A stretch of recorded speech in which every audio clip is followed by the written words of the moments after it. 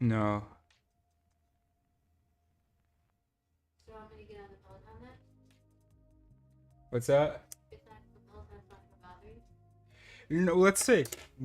I still can't, still gotta see to figure that out. But try, because we definitely want to get on the Peloton every day. Um, and I know I'm gonna need your help sometimes to drag me over there. So I'm gonna have to do a good job of getting you on there so that I can be mad at you when you fail at me on there. Okie dokie. Good job. Give it a second. We were just reading. So, of course, we're reading Losing Ourselves. We have done chapter 3 and 4 today. And now we're going to do 5. So, let's review really quickly. So first, who do you think you are? So like, what is this intuitive sense of self that you have? How do most people think of their selves? Um, then, and homies have known this for a long time, you have no self.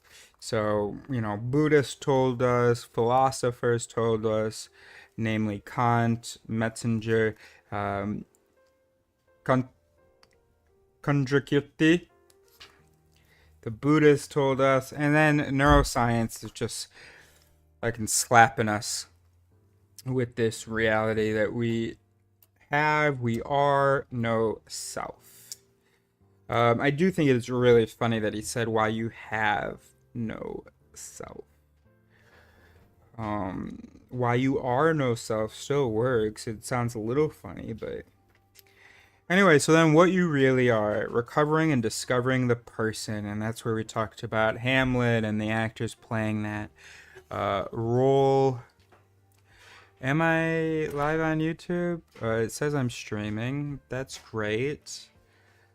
Chapter 5, here we go. Excellent. All right, great. And then we were like, okay, so we've talked about what you think the self is. We've talked about how that thing what we've just agreed on a definition of doesn't flip and exist. We've started to talk about what you really are, but now let's really get into the weeds. And we started to get in the weeds in the last chapter. What are let's get into the arguments about the self. So first we talked about the transcendent self, the self apart from space and time. How silly. Now we're going to talk about the minimal self, and we're going to show why those arguments are also bad, wrong, stupid, and maybe even pernicious. Either way, in the subsequent chapters, we'll be talking about why they are pernicious. Okay, so the self strikes back to, let's talk about the minimal self. So from the last paragraph, we have now, hello Rocco and hello Tara. So we have now seen that these transcendental arguments, and I'm reading from the last paragraph of chapter 4, we have now seen that these transcendental arguments, whether grounded in the supposed synchronic unity of the subject, in the synchronic unity of the object, or in the diachronic unity of the subject, failed to establish the reality of a transcendent self. At best, they deliver the reality of the person. At worst, they simply beg the question. In the next chapter, we consider arguments for the existence not of a transcendent, substantial, like of substance, some kind of singular thing, but of a more minimal self. Hello, Nuram. We consider arguments for the existence not of a transcendent substantial self, but of a more minimal self. Some of these arguments will also be transcendental in form. Like those we have just canvassed, they each have both classical and contemporary instances. Let me just do this real quick. X. Nope, that's not what I want to do. This is what I want to do. No, what I want to do here. Okay, that's good. I just want to make sure that I have the chat on this screen. And Hey, new Rom, send another message. I want to I'm make going to put your country sure. into the Baby star the Peloton. Let's. Is that, did you hear that? I did. We did hear that. Um, let's see. Oh, I should angle the bike 'cause I do want this footage on there of her just laughing because Cody Rigsby is apparently hilarious. Oh, darn. All right, here's what we're going to do. We're just going to open up the chat doc again, and then we can get into it. Great, done. So, minimal selves, reflexivity arguments. So many contemporary proponents of the reality of a self grant that the critiques of the transcendental arguments we addressed in the previous chapter are successful. They also grant that the conclusion those arguments aim to derive, the reality of a transcendent self, is too strong, too metaphysically rich for contemporary tastes. Instead, they argue for a more modest, stripped down self. This self, they emphasize, this self, they emphasize, it is not the original, primordial, substantial, transcendent self that is accepted in the Orthodox Indian traditions or by Kant, the existence of which is defended in the arguments we have just discussed in chapter 4. It is, however, they insist, a real self. There are two principal views in this neighborhood. The first is often called the doctrine of a minimal self, or a bare subjectivity. We will see that that doctrine comes in two principal forms.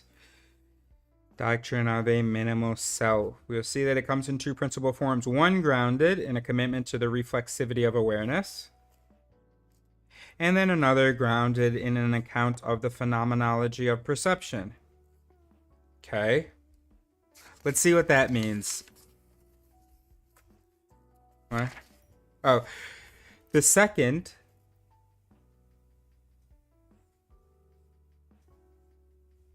Oh. Those are the two principal forms of the doctrine. Got you. So it comes in two principal forms. Those principal forms are that. And then we have that, and then we also have second doctrine is of a narrative. All right, sorry, Dr. Garfield. So the second is the doctrine of a narrative self. So we have the reflexivity of we have the minimal self. Okay, so we have I messed this up. I really messed this up. Okay, so this neighborhood as the minimal self and the narrative self. The minimal self involves reflexivity of awareness and the phenomenology of perception. The narrative self is a self that is constructed through our own autobiographical thought processes. So the other author we're going to interview on the 28th in less than a week. Holy shit. I think that is her perspective. So the narrative self. In fact, that word even appears in this personal life view and narrative self view are her concept of the self, which I haven't really explored yet. So I'm glad we're reading 3 chapters today. So this narrative self is a self that is constructed through our own autobiographical thought processes. Each has important contemporary partisans, and the arguments for each have classical antecedents. This chapter will explore the arguments for each for these positions. I will present the arguments in the words of their proponents as much as possible, both to be fair to them and to give a sense of what the contemporary literature feels like. I will argue that we should not accept them. I begin with the idea of a minimal self, a view advanced in slightly different ways by Galen Strawson, Evan Thompson, and Dan Zahavi. The first arguments we will consider are those that rely on a thesis of the reflexivity of awareness. Strawson is explicit about the nature of the minimal self.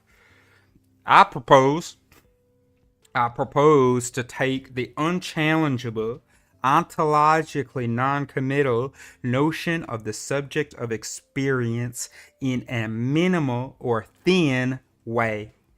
I mean, the subject considered specifically as something inner, something mental, the self, if you like, the inner locus of consciousness considered just as such. I like this statement because it confirms so beautifully the fact that even sophisticated contemporary philosophers take the core of our being to be our existence as selves, and that they take this to be unchallengeable and ontologically non-committal.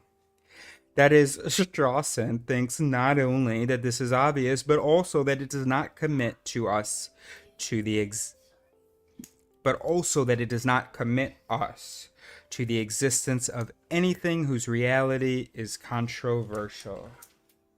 I'm not sure if that's a typo, but I just want to keep it moving. So maybe I misread that. That is, I'm going to try again. That is, Strawson thinks not only that this is obvious, but also that it does not commit to us to the existence of anything whose reality is controversial. Yeah, it doesn't commit us to anything whose reality is controversial. As we've already seen, despite the massive prejudice in favor of such a view, it is not only not unchallengeable, but it has been widely challenged. Despite Strawson's claim that it is ontologically non-committal, the view that we ourselves is ontologically rich. And if my arguments to this point are correct, it's also fucking bullshit. Indeed, in the very next sentence, Strawson belies his own characterization of this position as ontologically non-committal when he commits himself explicitly to an inner locus of consciousness. I mean, come on, Strawson. Where'd you get credentialed, bro?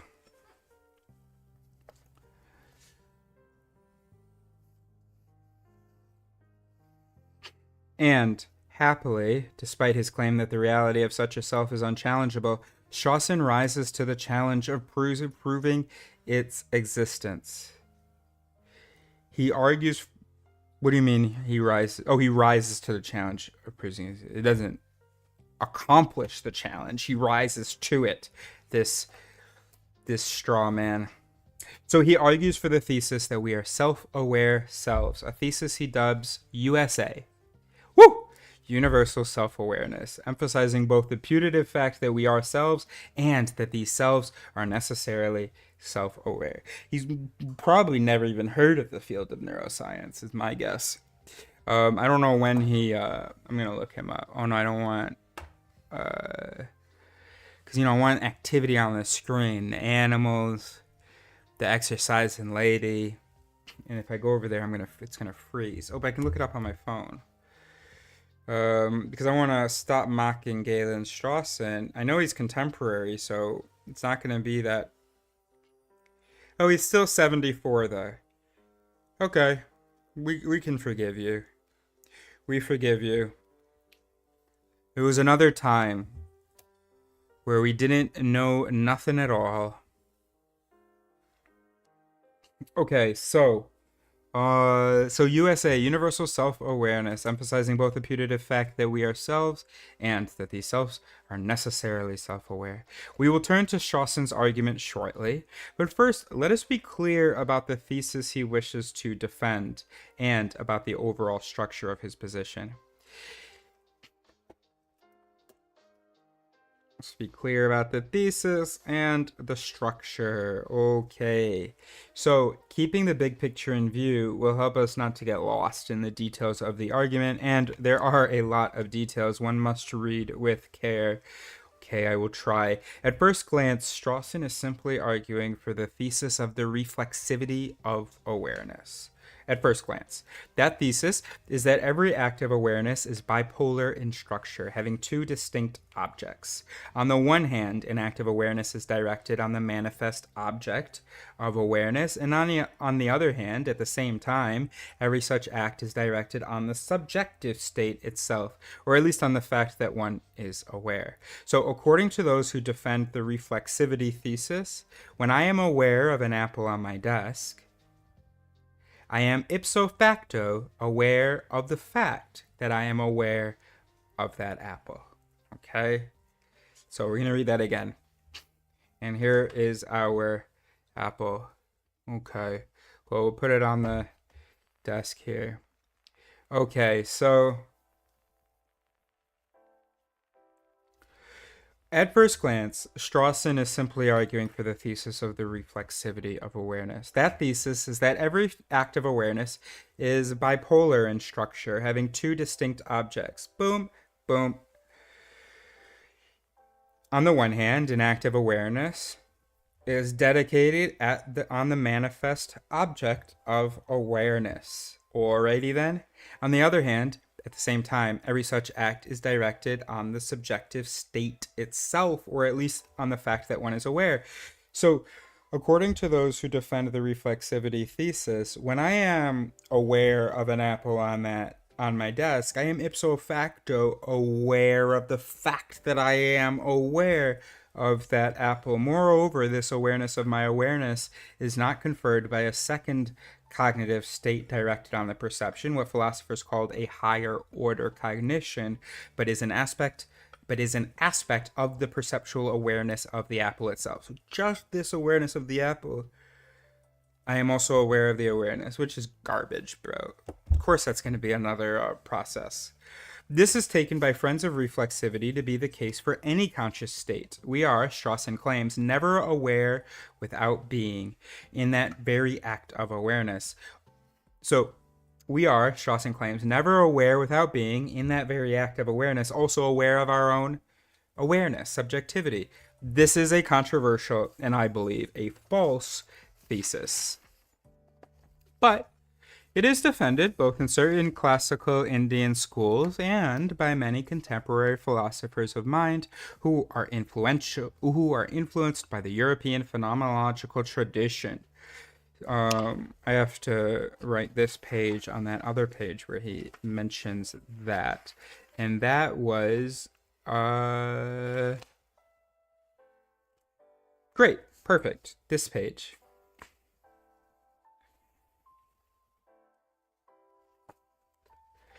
So, Strawson is defending the reflexivity thesis, but that is not the end of the story, and that is not why we are interested in his views. The reason for our interest is that Strawson defends the reflexivity of awareness in order to argue that this reflexivity is grounded in the reality of a self-aware self. This argument is hence, just as it was in classical India, one contemporary strategy for defending the reality of the self. Here is the argument for reflexivity in Strawson's own words. So Strawson is defending, Premise 1, awareness is necessarily a property of a subject of awareness. Premise 2, awareness of a property of X, for instance, a subject, is ipso facto awareness of X. Premise 1 and Premise 2 entail. Now we're doing inferences. Any awareness, A1, of any awareness, A2, entails awareness of the subject of A2. And we can get 2 equals USA from 3 if we add 4. All awareness involves awareness of awareness, or rather, the key premise, all awareness involves awareness of itself. I actually don't know what's going on right now. I don't know how to read this notation. So how do I want to find out? I'm just going to take a picture and ask ChatGPT is what I'm going to do.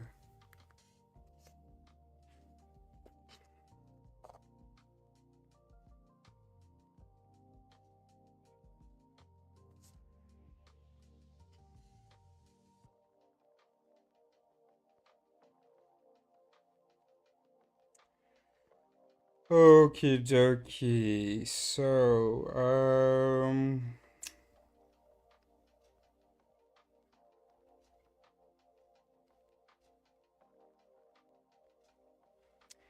let's see what happens when I do this. Add one photo, great. 26 alpha, 22 delta. How do I read and interpret the notation, the argument notation here? All right, so ChatGPT is going to let us know. Great, good question. What's tripping up here isn't deep philosophy yet. It's the argument bookkeeping. Once you see how the notation works, the structure becomes very mechanical. All right, so I'll walk through how to read this, then briefly translate it into plain English, and finally flag where the philosophical pressure point is, which you'll appreciate given your it theory instincts. All right, great. So what the notation is doing. So brackets like P1, P2, 3, etc. These are labels, not logical operators. P1 and P2 are premises, and then 3, 4, and 5 are derived claims from those premises, or they can be additional premises. The numbering is local to this argument, not universal. Great. So premise 1, awareness is necessarily a property of a subject of awareness, means premise 1 says bop bop. Entail, when they say P1, premise 1, premise 2 entail 3, they mean if P1 and P2 are true, then 3 must be true. Variable notation, great. We have awareness A, awareness B, which we're calling A1 and A2. Excellent. Ipso facto, okay, great. USA, universal self-awareness, great. Awareness is always self-aware. That's Strawson's thing. Okay, so now step-by-step translation in a plain English. Let's rewrite each step without symbols. No, that's okay. So we have here, so we'll use an example. If you, premise 2, if you are aware of the redness of an apple, then you are aware of the apple, no problem. If you are aware of an awareness, then you are aware of the subject of that awareness. We'll look at the logic in a second.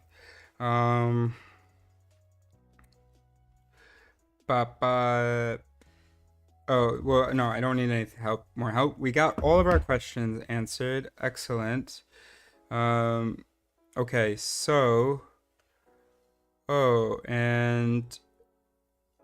New Ramam, in one comment, went from number 2 to a number 1 top fan. Can you believe it?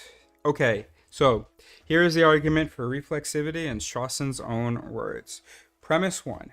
Awareness is necessarily a property of a subject of awareness. Okay, so all subjects of awareness have the property of awareness. Okay. Premise 2. Awareness of a property of X is ipso facto awareness of X. All right.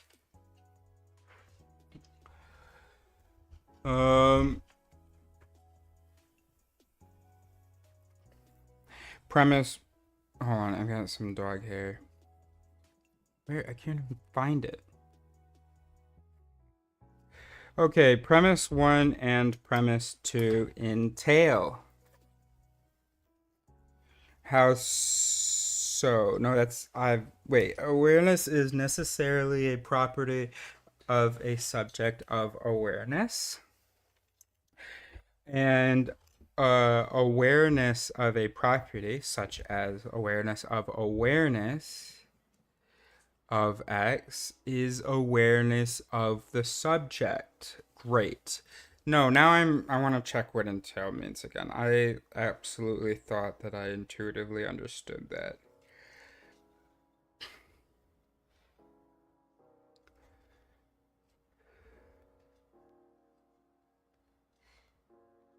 Oh, entail 3, right. Okay, got you. So, premise 1 and premise 2 entail premise 3, which is, so given the premise 1 and premise 2, then any awareness, A1, of some other awareness, A2, entails awareness of the subject of A2. So A1, which is awareness of A2, is also awareness of the subject of A2. And then we can also get premise. We can also get state claim 2, which is universal self-awareness from this claim 3. If we add that all awareness involves awareness of awareness, or rather, that all awareness involves awareness of itself. Let's see what happens next. I don't know if I want to spend time making sure that I understand that yet. Let us see how this argument is meant to go and just what is wrong with it. So we will explore it in considerable detail, as it is such a clear and explicit argument for this thesis, and careful attention to it will shed light on the confusions at the heart of both the instinctive self-illusion and the philosophical elaborations of that illusion. We will then turn to the use of reflexivity to defend the reality of the self. Okay, here's the plan. So Strawson claims parenthetically that P1, the first premise, Strawson claims parenthetically that P1, the first premise, that awareness must be a property of a subject of awareness, is a necessary truth, one that cannot be doubted. But it not only is not a necessary truth, we will see that it is simply false. Moreover, it at least begs the question in this context. To say that awareness is necessarily a property of a subject of awareness, while perhaps seeming to be an innocent grammatical point, in fact commits the very fallacy of reification that we addressed in chapter 2. That is the fallacy of going from the mere fact of awareness to the existence of a subject of awareness. It's amazing. I get a little bit confused and I get super hot. And then I either resolve my confusion or realize that it's okay to be confused. And then I'm cold. So, where's my other phone? There it is. Okay, so to draw this inference is kind of like going from the claim that it is raining to the claim that there is something that is the agent of raining, that is doing the raining. When were we talking about that? Oh, in my introduction video. I made a new introduction video for new followers, let you know what we're up to this year, and that's featured prominently on my channel. What am I trying to do? Oh yeah, I'm trying to give myself another view. Even though I know it's me, it's still really encouraging to see. Awesome. Whoa. I've got a viewer. Okay, so,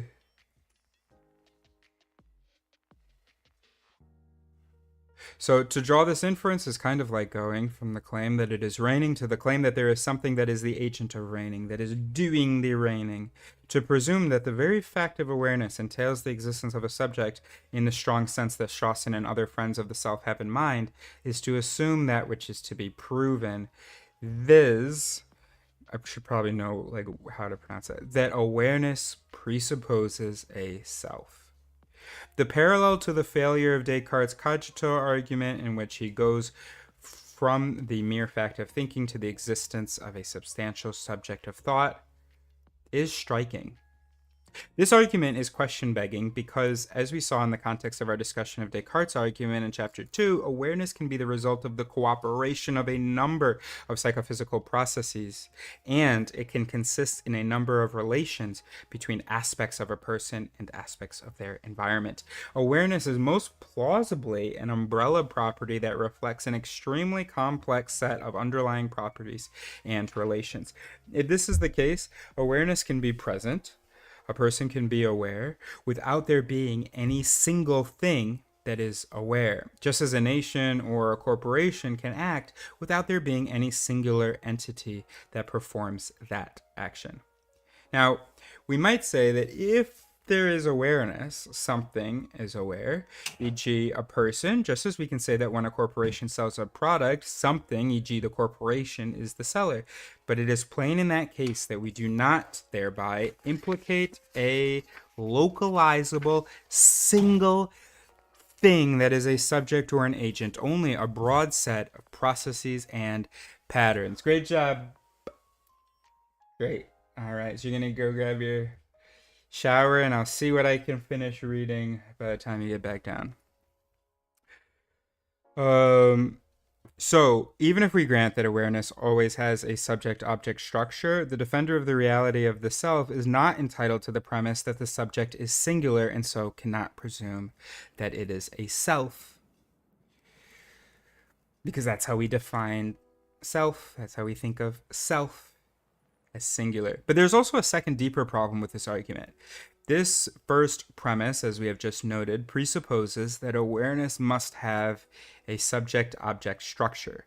We granted that premise for the sake of argument, and we saw that even then we do not get a good argument for the reality of a self. But we can also question that presupposition.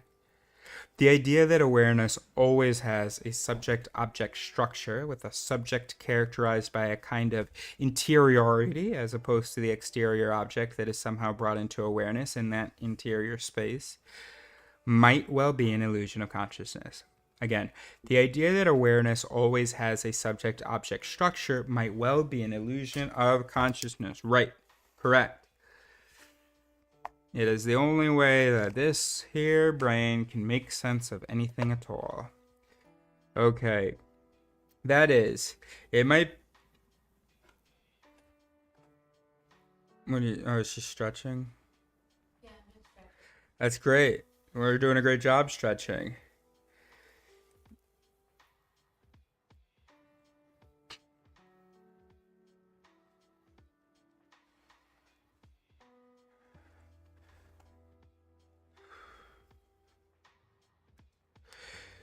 So that is this subject-object structure. This idea that awareness always has a subject-object structure might be a fabrication, not a basic reality.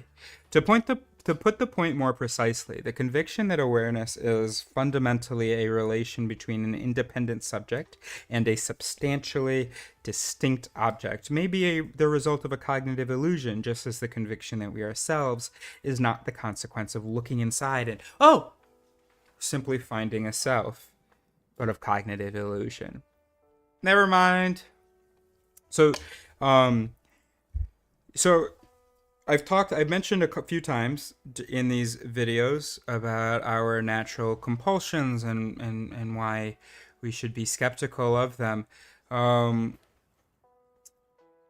it's pretty annoying that we have this natural compulsion, this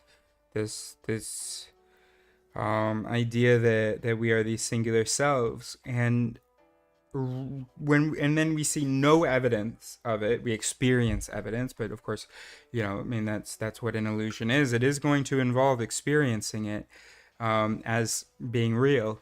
That is our only evidence for it, and we don't have the humility to say, oh, okay, I don't know how shit works, but I guess it isn't what I intuitively think.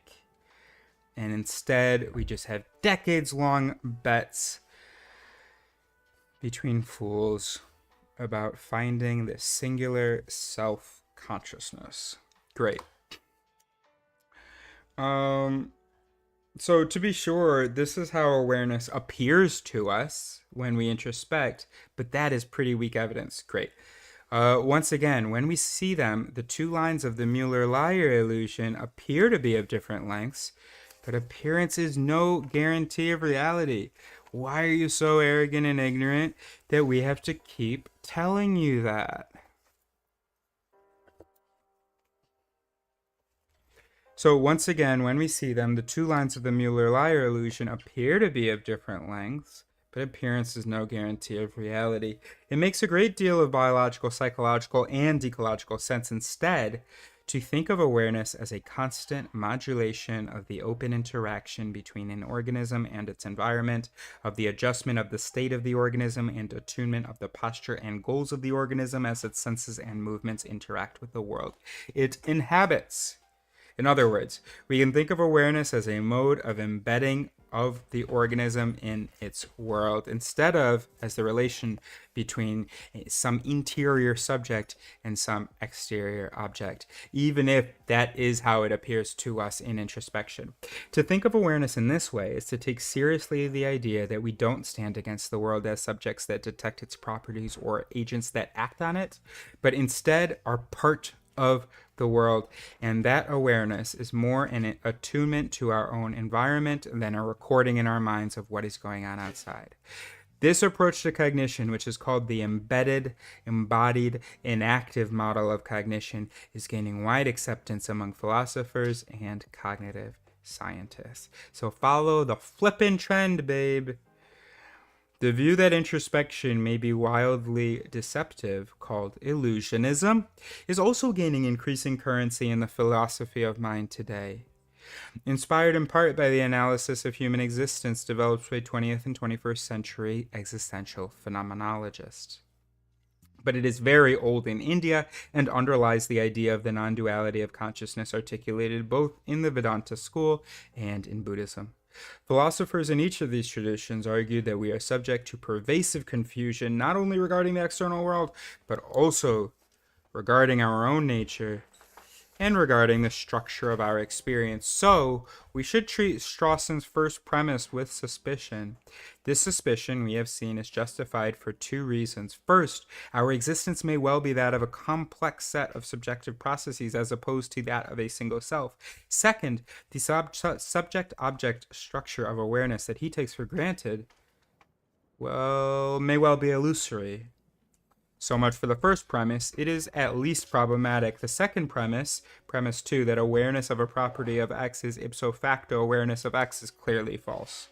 I might well be aware of a flash of red in the periphery of my visual field, but not be aware of the cardinal that flew by. So, next, I might have a sense that I am being followed without any awareness of the spy who stalks me. So please, next.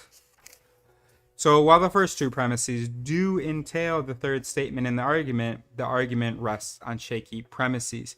The first of which we have seen to be quite possibly false, and the second of which is definitely false. So next, please. Okay, not yet. So step 3, the claim that any awareness of another awareness entails awareness of the subject of that awareness itself, is the conclusion of the argument. But Strawson points out that we only get from premise 2 to this conclusion via steps 4 and 5, which is really a restatement of 4, as he points out. 5 is really a restatement of 4. So Strawson points out that we only get from premise 2 to the conclusion with 4. So let us reconsider those steps, the latter of which Strawson calls the key premise. It should be clear that they are each also false. So step 4 says that when I am aware of an apple on my desk, I must also be aware that I am aware of an apple on my desk. And not through some distinct thought, a higher order awareness, but in that very act of awareness itself. But everything's a fucking process, bro. Then you could understand that if you weren't so desperate to see yourself as magical, as immaterial, as not being mechanistic. So it should be clear they are each also false. So step 4 says that when I'm aware of an apple on my desk, I must also be aware that I am aware of the apple on my desk. And not through a distinct thought, a higher order awareness, but in that very act of awareness itself. I'm aware of this. And so just boom, just like that. Not even a second step, not even another mechanism necessary. Just by being aware of this apple, I'm aware of my awareness. That is stupid. Step 5, the claim that all awareness involves awareness of awareness makes that fact explicit. And so is really just a clarification of step 4, not an additional step in the argument. Now, as I noted above, step 5, which is the classic thesis of the reflexivity of awareness, is not without heavyweight defenders. And we're calling all of them stupid. Aristotle and the Indian Buddhist philosopher Dharmakirti each use a regress argument to defend this thesis. Abstracting from the different details of their respective presentations, it goes like this. Here's what they have in common.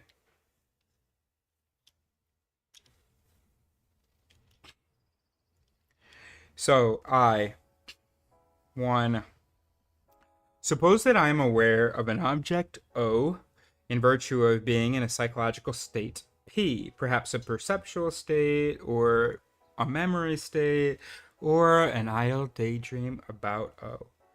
An idle daydream about O.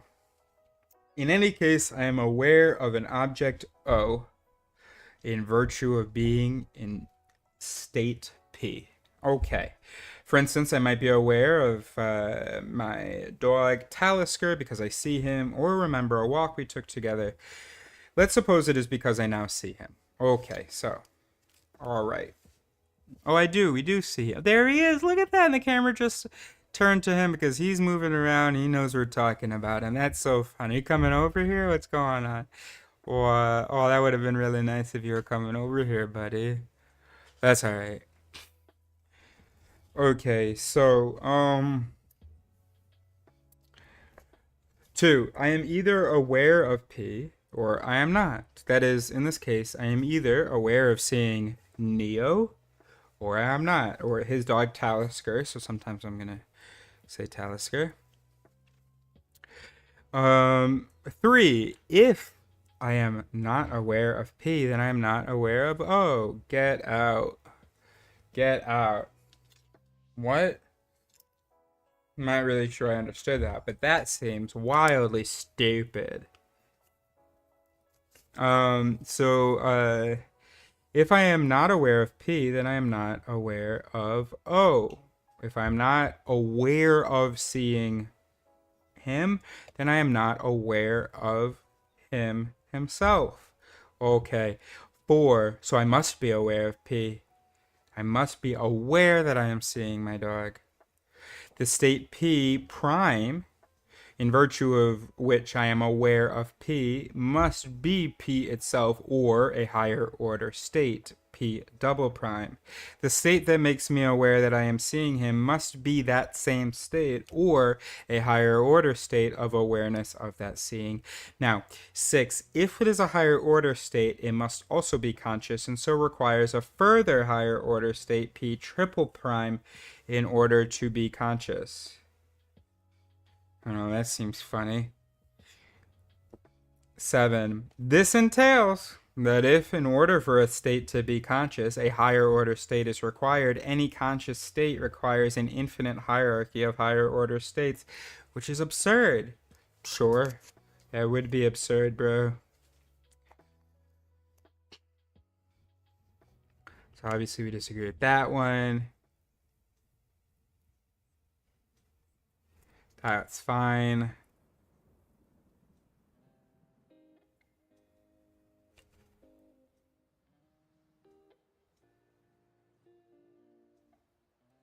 I think maybe I'm okay with this one.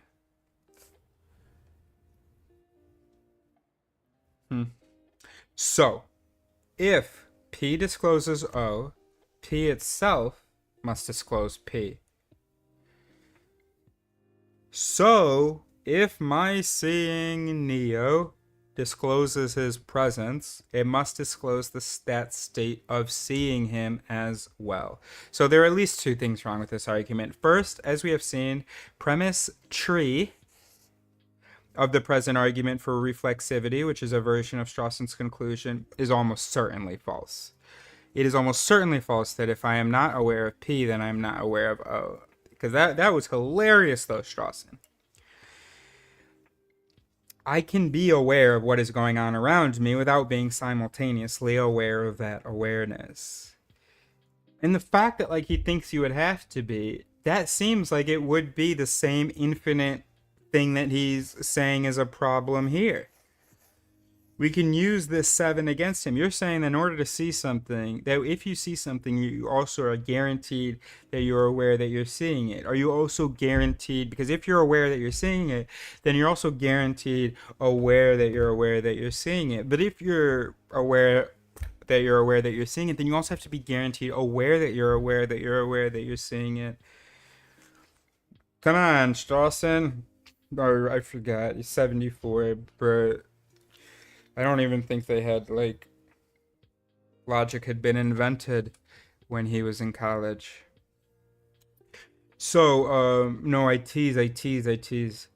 So I can be aware of what is going on around me without being simultaneously aware of that awareness. Now, one might think that 3 would follow from the fact that awareness is always a relation between a subject and the object of which that subject is aware, but it doesn't. Okay, remember the whole apple thing that we talked about? What was that in the last chapter? But it doesn't. So let's review that real quick. Because do I understand why it doesn't?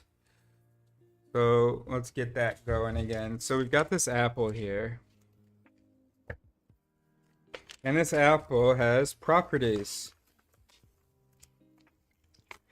Okay, now, so let's suppose that this apple is a substance. Of course, we've never ever seen a substance without properties, but let's suppose anyway that this apple is a substance and that these properties are these other things that inhere. Oh, I want to do it on this screen, on this camera, that inhere in this apple. Okay, well, that inherence is a relation, and a relation is a property. So what's the relation between these properties and this substance? Well, inherence. Oh wait, but then inherence is a property. Okay, so then there's some relation between that property of inherence and this substance. Well, it's inherence because the property of inherence inheres in the relationship between the substance and its properties. So now we add another relation, another inherence. Oh wait, and then we have this infinite regress. I'm not sure that an infinite regress in that sense is actually completely incoherent and bullshit, or I don't understand how yet. But in this sense, for this thing I do, because you're talking about having another mechanism. But here you're just talking about like another sort of concept or association. You're not talking about literally having another thing. So I'm not really fully I don't feel super confident. Let's see if I can understand it when he explains it. So one might think that this premise 3 here, if I am not aware of P, then I'm not aware of O. In other words, if I am not aware of seeing my dog, then I am not aware of my dog at all. So we might think that that might follow from the fact that awareness is always a relation between a subject and the object of which that subject is aware. Why might we think that? Why might one think that? Yo, one in the chat. Why do you think that? In any case, one, it doesn't. We often stand in relations to something else without standing in that same relation to ourselves. So just as I can stand beside you without standing beside myself, I can be aware of you without being aware of myself. All right, that sentence sings. But I'm still not sure I really get this. Well, no, I don't. Well, I don't really know. I don't have the impression of getting it. We are going to leave it at that. So here's another way to see that premise. Here's another way to see that premise 3 must be false. It must. I mean, come on, bro.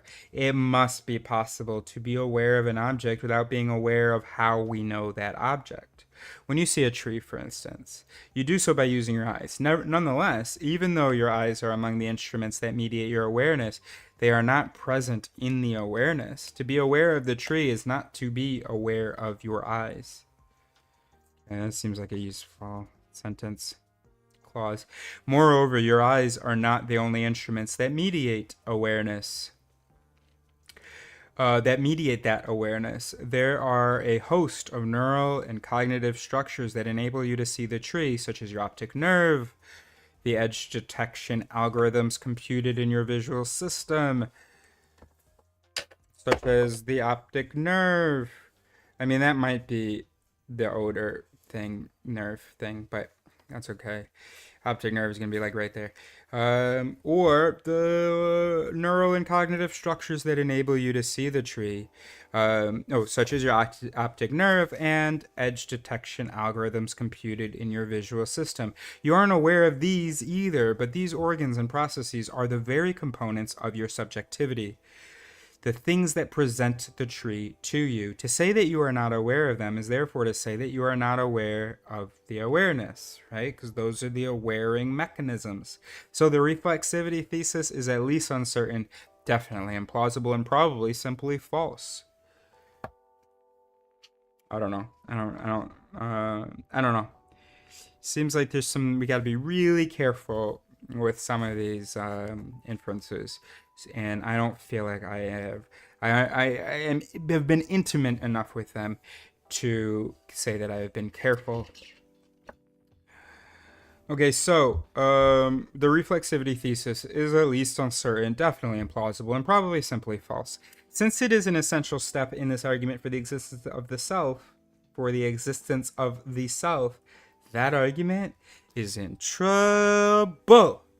But things get worse. Even if we were to grant 3, this thing of the only way to be aware of a thing is to be aware of your awareness of the thing, the crucial regress argument for reflexivity fails to establish it. It confuses what would be a vicious regress of actual states of awareness with a benign regress of possible states of awareness. Here's the point.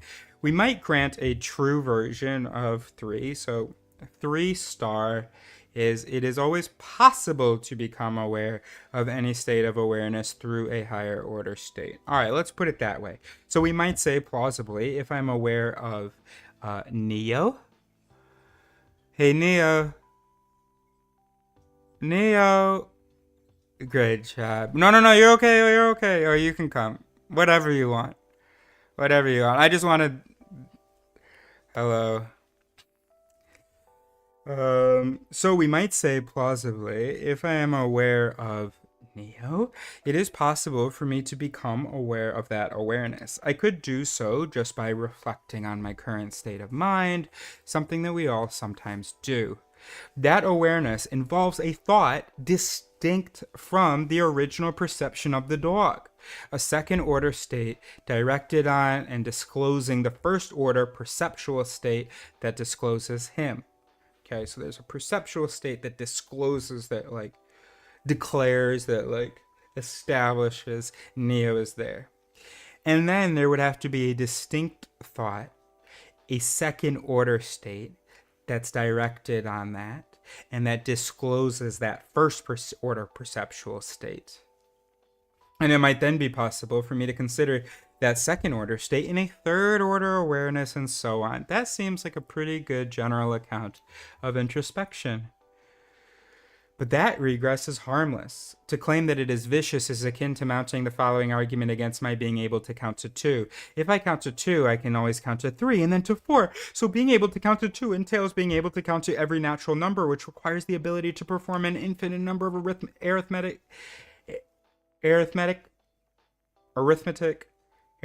tasks. Well, I don't have the ability to count to infinity, so therefore I cannot count to, to count to whatever. Therefore I cannot count to 2. You'd be like, what? So I cannot count to 2. That, of course, is a terrible argument. If counting to 2 required me actually to count through all of the natural numbers, it would be impossible to do so. But this argument only shows that I can always go on. And even if I choose not to do so, it might deliver the fact that the natural numbers are infinite, but not that counting to any natural number is an infinite task. That is why this counting regress is harmless. And the regress argument against the possibility of counting has the same structure as the regress argument against the claim that self-knowledge is achieved through higher order awareness. That argument can only show that any higher order awareness could become the object of a further higher order awareness. Not that it does, unless one presupposes the claim that any awareness presupposes actual awareness of that awareness. But that, once again, is the conclusion to be proven, and can't be used as a premise to prove it.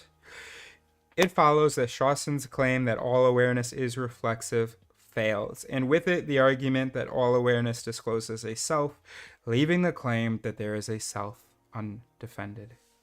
Leaving the claim that there is a self undefended. Okay, so obviously we're not going to read 20 pages before baby girl comes back down. And that's okay. Yeah, that's okay. That's not a big deal, yeah? I think that this conclusion, that all awareness involves an awareness of myself, is implausible on its face. When I introspect and notice that I am experiencing a headache or seeing a sunset, excuse me, this may deliver awareness of the headache or of my perceptual state, but it is a real stretch to say that it also delivers awareness of a subject standing behind those states. And if I am truly immersed in that experience, my own subjectivity is the furthest thing from my mind. We will return to this point in chapter 6. If I am just a stream of psychophysical processes, there may be nothing beyond that stream of which to be aware. And that is the view that I am defending.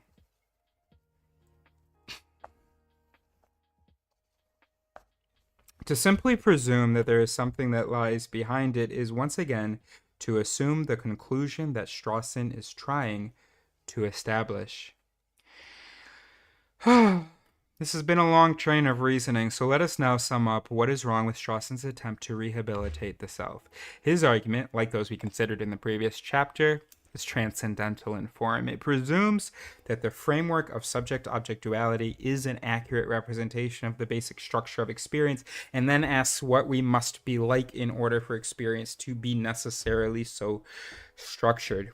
In this case, we see that the premise, the explanandum, is to be rejected. It is one thing to say that we habitually thematize our experience through the framework of subject-object duality, at least when we are introspective, and another to say that we simply find that duality in experience itself. The only legitimate explanandum is our commitment to the subject-object framework, not the subject-object framework itself. And that commitment can be explained as a cognitive illusion, taking a feature of our experience that our mind constructs and superimposes for one that we just discover. There is therefore no argument here for the reflexivity of awareness, and so no argument on that basis for the reality of the self. To accept Strawson's argument would be like noticing that we see the two lines of the Mueller-Lyer illusion to be of different lengths, and then trying to figure out how the arrowheads lengthened one and shortened the other. That was amazing. How did I... either coincidence or I guess this... No, I don't know. Or that's God. That's God wanting me to make this point to you all, that you are not angels. You are material things that you are the beasts that the angels are to have dominion over. We are. Okay, great.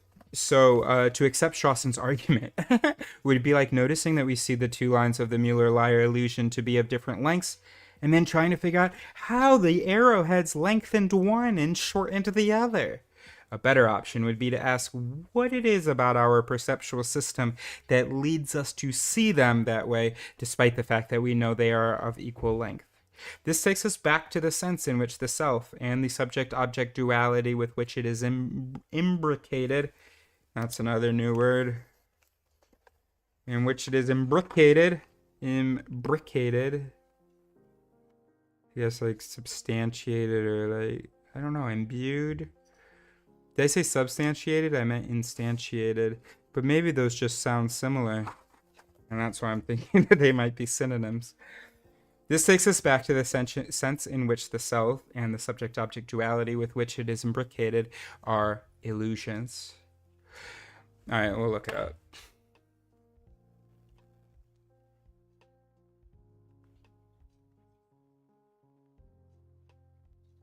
Overlap or cause to overlap, not what I was saying. Okay, so this takes us back to the sense in which the self and the subject-object duality with which it overlaps are illusions. They are the way that we take ourselves and our experience to be, not the way that we or our experience actually exist. To take what is illusory to exist in the way it appears is like assuming that there must be some depth to the water in a mirage and that it can quench our thirst, but it feckin' can't. And we are suffering because we are thirsty, but or think that we have the answers. And our kidneys are shutting down, and we're like, yeah, everything's good. This is not the only kind of argument from reflexivity for the existence of the self to gain traction in recent discussions, and that is where we're going to leave off. That's perfect. So we watched Strawson get annihilated, and then we will finish these other fools tomorrow. Excellent. And then maybe also do chapter 6 tomorrow, so that we can have like 3 or 4 days to just process, review, prepare our questions. Yeah, so we're gonna finish 5 and do 6 tomorrow. Tomorrow's Friday. 7 on Saturday. Maybe baby will let us read 8 on Sunday, 9 on Monday, 10 on Tuesday, interviews on Wednesday. So no, that's not gonna work. So we're gonna finish chapter 5 tomorrow, and read chapter 6, and read chapter 7 tomorrow. Then on Saturday, when baby and I will be doing our posters of our little mantra and affirmations and little coaching statements, that will be live also. We will be reading chapter 8, affirmation. Then maybe baby will let us read, maybe we'll also read chapter 9, which is immersion. And maybe baby and I will do some French immersion. Nope, chapter 9 is not immersion. That was chapter 7. Okay, very good. Chapter 9 is being in the world. But maybe we'll still do some French, and then maybe baby will let us finish the book. Oh, it's so short. Oh wow. Oh, it's 3 pages. Thinking baby might be generous and let us read that on Sunday, so that we can then just watch TV on Monday and sleep, and then on Tuesday prepare for the interview with you. So exciting. Love you. Thank you, and good evening.